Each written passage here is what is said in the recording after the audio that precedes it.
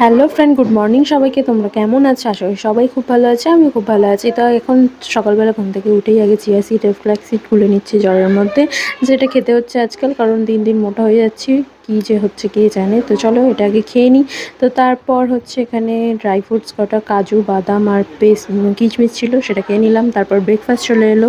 এখানে হচ্ছে ম্যাগি। তো আমরা 3 ভাই বোন মিলে ম্যাগি খেতে বসে পড়েছি। গরম ম্যাগিটা বেশ ভালোই হয়েছিল। আর এখানে আমাদের একজন জ্বালাতে চলে এসছে, তো তার সাথে একটু নকশা করছিলাম। তো দেখো, খুব জ্বালাই আমাকে সারাদিন ধরে।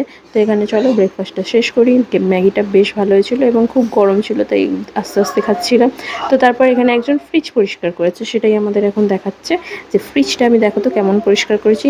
আমি তাকে একদম শাবাশি দিচ্ছি, বাহ কি ভালোই না পরিষ্কার করেছো তুমি।